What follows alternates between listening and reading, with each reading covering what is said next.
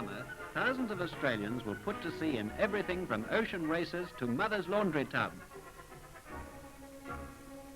Many of them may be involved in accidents because of inexperience or skylarking. Some of these accidents may be fatal, so if you can't swim, you should learn before you take up boating as a hobby. Always respect the sea, it's a good friend, but it can be a bad enemy too if you take it for granted. Secondly, learn to row, preferably from an expert. Learn in calm water, it's easier.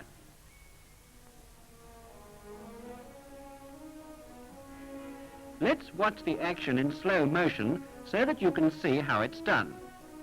He dips his oars just below the surface of the water, pulls, and feathers them on the return.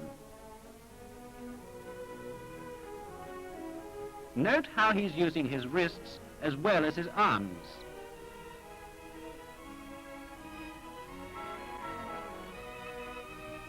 Now you can swim and row. So let's have a look at some of the types of rowing boats in use throughout Australia. If you don't know much about rowing boats, you should always avoid the flat bottom types. If they get a few buckets of water in them, they're unmanageable and easily capsized. Before you set out in a rowing boat, first make sure that there are no leaks and that the cork is in the drain hole. And do make sure that you have a bailing tin and spare rollock aboard before you move away from the jetty. Don't use rollocks that are badly worn. Make sure they fit the block snugly. Oh, it's as well while you're about it to see that they're secured to the paddles too.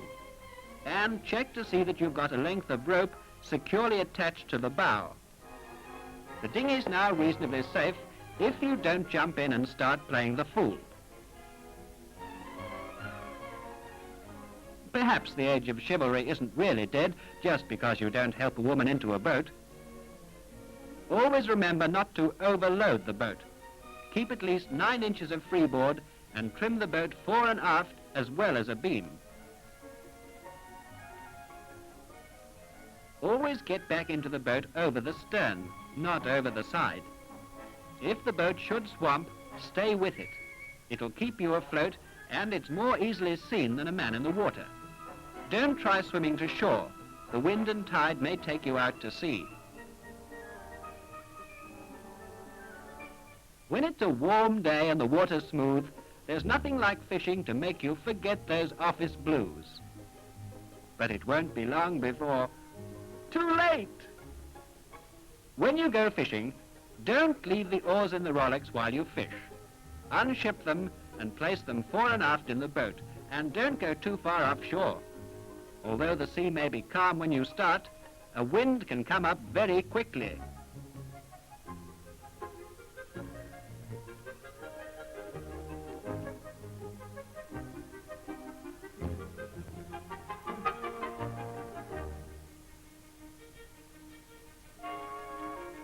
You in trouble, mate? Yes, I've lost an oar and drifted out. Can you give me a tow? Throw us your painter and come aboard.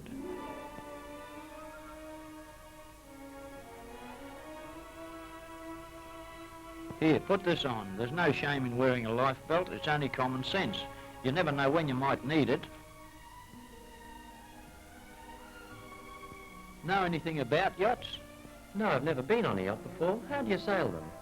That rope running from the bow to the masthead is the forestay. Those abeam of the mast are shrouds.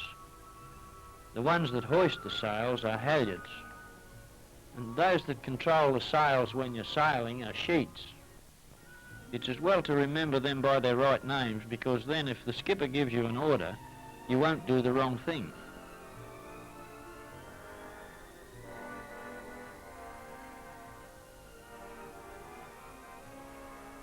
We fasten off halyards so they can easily be undone. We don't use half hitches. They're tricky things to sail, but lots of fun, but they can be dangerous unless you know what you're doing. Good lads, those. They know what they're about. They'll not try to right the dinghy until they get the sails down. You can get trapped under wet sails if you mess about and don't get them down first.